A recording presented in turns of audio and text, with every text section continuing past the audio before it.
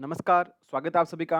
जैसे कि CUET PG 2022 के सिलेबस में complex analysis specially mentioned syllabus दिया हुआ है।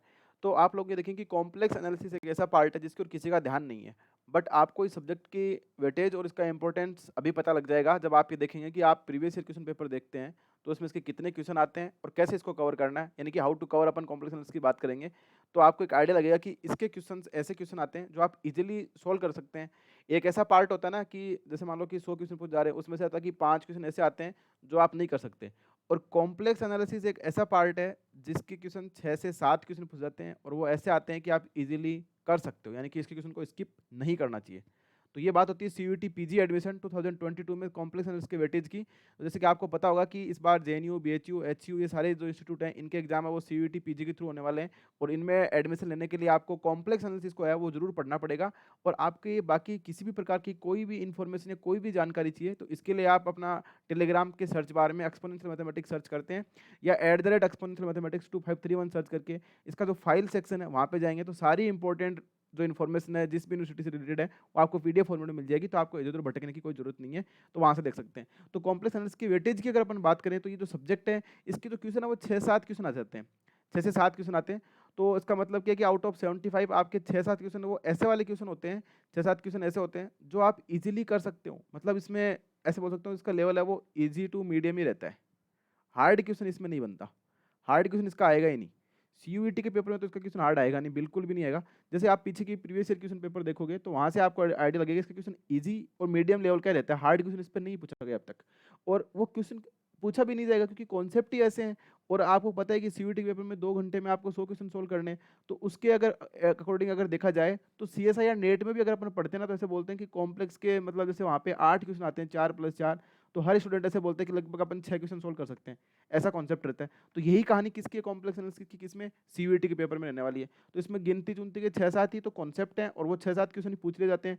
तो अपन इसका वेटेज पता लग गया कि 6-7 क्वेश्चन आते हैं और ऐसा सब्जेक्ट है कि जिस पे आप मतलब थोड़ा सा भी वर्कआउट करेंगे ना, मैं ऐसे बोलूंगा कि आप अगर 3 से 4 दिन भी अगर पढ़ते हैं ना इसके लिए, 3 से 4 दिन कोई ज़्यादा नहीं है, 3 से 4 दिन में इस सब्जेक्ट को आप इजीली तैयार कर सकते हैं। क्योंकि इसके मैं छोटे छोटे वीडियो डालूंगा आपके लिए। तो इसमें आपको क्या करना है और अभी अपन इसको कैसे कवर करेंगे मैं बता देता हूँ। तो हाउ टू कवर की बात ऐसे है कि आप जैसे ग्रेजुएशन की बुक होगी आपके पास, जिस भी ग्रेजुएशन में जिस भी यूनिवर्सिटी से आप पढ़े हैं तो वहाँ पे कॉम्प्लेक्स एनालिसिस तो आपने पढ़ा होगा। तो उसमें आपको क्या करना है, इसमें गिनती क्वेश्चन कॉन्सेप्ट क्या है, सबसे पहले बात होती है इसमें एनालिटिसिटी की।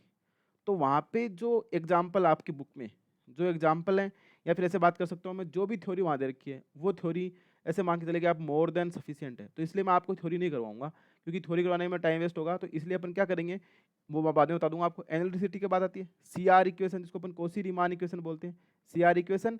और इसी से जुड़ा साथ में क्या एक हार्मोनिक फंक्शन, हार्मोनिक फंक्शन। कुछ भी हो जाए भले इन पे बेस्ड क्वेश्चन दो तो फिक्स हैं, ये 2 क्वेश्चन तो फिक्स आते हैं। आप पीछे का पेपर देख लेना, इस पे बेस्ड क्वेश्चन हमेशा आता है। एक जैसे स्ट्रीम लीवेल थ्योरम बोलते हैं, एसएल थ्योरम जिसको अपन बोल सकते हैं, स्ट्रीम लीवेल थ्योरम, जिसमें अपन entire function plus bounded function की बात करते हैं। तो ये सिंपल बेसिक कॉन्सेप्ट है, ये पता होगा तो आप इजीली क्वेश्चन को देखते ही बता देंगे कि हाँ ये क्वेश्चन करेक्ट है कि नहीं। एक एनालिसिटी की बात होगी, सिंगुलरिटी पे पूछा जाता है पर कम चांस है, पूछ लेता है सिंगुलरिटी पे भी।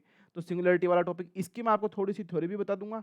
और की क्वेश्चन में इसमें जो प्रॉपर्टी लगती है वो प्रॉपर्टी अगर आपको पता होगी ना, वो स्पेशल प्रॉपर्टी है कि अगर वो प्रॉपर्टी पता होती है तो आपको आप बिना देखे क्वेश्चन को सोल्व करके बता सकते हैं कि कुछ जैसे अपन लिमिट पॉइंट निकालते हैं ना, उसी प्रकार से अगर आप सिंगुलर पॉइंट भी निकाल दोगे ना तो आप किसी भी फंक्शन को देख के ये बता सकते हो कि फंक्शन एनालिटिक होगा कि नहीं होगा, कि सिंगुलरिटी कितने पॉइंट पे, उसी पे बेसिस पे तुम बता दोगे वो एनालिटिक होगा कि नहीं होगा। तो ये थोड़ा सा जो जिसको अपन बोलते हैं ना की पॉइंट्स या ट्रिक्स या टिप्स, वो इसी पे रिलेटेड है। तो वो मैं 2-3 पॉइंट है वो मैं आपको लिखवा दूंगा, तो आप उससे नोट डाउन भी कर लेना और उसको कर लेना। तो ये बात होगी। इसके बाद हार्मोनिक की बात होगी। एक जो इंपॉर्टेंट पार्ट क्या है कि इसमें अपन बात करते हैं कोसी इंटीग्रल फॉर्मूला। जैसे बीएचयू में पूछा जाता था कोसी इंटीग्रल फॉर्मूला, सीयूसीटी में तो इतना पहले नहीं पूछा गया पर बीएचयू में पूछा जाता था कोसी इंटीग्रल फॉर्मूला पे बेस्ड क्वेश्चन। तो अपन इसको कोसी इंटीग्रल फॉर्मूला को भी देख लेंगे। बस यही कुछ जो इंपॉर्टेंट टॉपिक है, मतलब कहने का मतलब कि और बाकी बहुत सारे टॉपिक है, पर ये जो मतलब कहने मतलब ये कि ये 5 या 6 कॉन्सेप्ट जो अपन ने लिखे हैं ना, ये 5-6 कॉन्सेप्ट तो आप एटलीस्ट ऐसा मतलब कि मस्त है, इनको अगर आप करके जाएंगे तो आप ऐसे मान के चलिए कि 4 क्वेश्चन तो आपको कोई रोकने वाला ही नहीं है। मैं तो ऐसे बोलूँगा कि आपके 6 के 7 आते हैं वो कंप्लीट ही सोल्व हो जाएंगे, क्योंकि अपन इस प्रकार से क्वेश्चन प्रैक्टिस करेंगे इसकी। तो बस ये 6-7 कॉन्सेप्ट है और यही 6-7 क्वेश्चन है, तो मतलब कोई लंबा चौड़ा सिलेबस ही नहीं है। अब आप पूरी थ्योरी बैठने पढ़ो पहले कि भाई एफ जेड इक्वल्स टू अपन यू प्लस आइटा वी लिखते हैं, जहाँ पे यू और वी रियल वैल्यूड फंक्शन होते हैं, Z equal to X plus iota Y होता है, इसका ग्राफ ऐसे बनता है, यहाँ पे ग्राफ नहीं बना सकते अपन 2D में रिप्रेजेंट करते हैं, यही यू प्लस आइटा भी है कि यू वी प्लेन लेंगे उसमें रिप्रेजेंट करेंगे, ये एक्स वाई करेंगे। तो ऐसे पूरा डिटेल में पढ़ेंगे तो देखो बहुत टाइम लगेगा, वो अपन करने वाले नहीं है। मैं आपके लिए क्या करूँगा, क्लासेस लगाएंगे, वो उसमें क्या करेंगे 20-25 मिनट के कोई भी जैसे टॉपिक दे लेंगे, जैसे मान लो सी आर इक्वेशन ले लिया, तो सी आर इक्वेशन के भी 6-7 क्वेश्चन कर लेंगे। जो वही क्वेश्चन करेंगे जो एग्जाम में आ रखे हैं। जैसे जामिया का पेपर हो गया, तो जामिया के पेपर में जो क्वेश्चन आ रखे हैं ना, वो उनका लेवल सीयूईटी जैसा है, तो अपन उनके पेपर के को जो कॉम्प्लेक्स के क्वेश्चन सोल्व कर लेंगे, पुराने बीएचयू के कर लेंगे, सीईटी में पुराने आए हुए कर लेंगे, नेट के पेपर में जो इजी क्वेश्चन आ रखे हैं वो अपन इसमें सोल्व कर लेंगे। तो कहने का मतलब है कि जो इंपॉर्टेंट क्वेश्चन प्रैक्टिस है ना, जो एग्जाम ओरिएंटेड सिलेबस जिसको अपन बोल सकते हैं, एग्जाम ओरिएंटेड जो मटेरियल होगा वो अपन देख लेंगे इसमें। तो वहाँ से आपको क्या होगा, क्वेश्चन प्रैक्टिस भी हो जाएगी आपकी सीधी की सीधी। आपको ये भी पता चल जाएगा जैसे एसएल थ्योरम है, स्टर्म लेवल थ्योरम, इसको अप्लाई कैसे करना है, एनालिटिसिटी चेक कैसे करनी है, सीआर इक्वेशन जेड की फॉर्म में कैसे याद करते हैं, del F upon del Z bar करते हैं अपन, वो कैसे चेक करनी है। तो ये जो सारी प्रॉपर्टी है वो आपको छोटी छोटी क्लासेस में मिल जाएगी। पर कीप इन माइंड, ये जो क्लास लगेगी वो सिर्फ और सिर्फ जो ज्वाइन मेंबर्स वाले होंगे उन्हीं के लिए अवेलेबल रहेगी। तो आप ज्वाइन बटन का मेंबरशिप कैसे लेते हैं वो आप पे डिपेंड है। पर डेफिनेटली मैं से बोलता हूँ कि आप प्रीवियस ईयर क्वेश्चन पेपर और जो मैटर आपने ग्रेजुएशन में जो भी थ्योरी या जो भी कुछ भी दे रखा है आपका कॉम्प्रिहेंशन, अगर वो भी कर लेते हैं तो वो मोर देन सफिशिएंट है। उसके अलावा कुछ नहीं करना, आपको सिर्फ क्वेश्चन प्रैक्टिस करनी है और खुद पे भरोसा रखना है। खुद पे भरोसा सबसे इंपॉर्टेंट है। आप ये देखना कि जो जेएनयू का जो पेपर हुआ था उसमें जो अभिषेक है उसकी एआईआर 6 रैंक है, तो उसने कोई भी कोर्स परचेज नहीं करा, कुछ भी नहीं करा, उसने सीधा बस ज्वाइन बटन लिया और ये जो प्रैक्टिस क्वेश्चन प्रैक्टिस उसने प्रीवियस क्वेश्चन पेपर और अपने आप को कॉन्फिडेंसली काम करा। तो आप उनसे भी देख सकते हैं कि कॉन्फिडेंस जरूरी है और सेल्फ स्टडी सबसे इंपॉर्टेंट है। सो आई होप आपको ये स्ट्रेटेजी समझ आई होगी कि कैसे कॉम्प्लेक्स को कवर करना है। बाकी सब सब्जेक्ट को भी ऐसा ही करना है और जो भी इंपॉर्टेंट चीज़ आपके लिए होगी मैं डेफिनेटली आपके लिए वीडियो बना के जरूर बताऊंगा और अपन इसकी अलग से एक सेपरेट स्ट्रेटेजी है वो भी चेक कर लेंगे। सो आई होप आपके वीडियो जो आपके लिए थोड़ा हेल्पफुल रहा होगा। So thank you.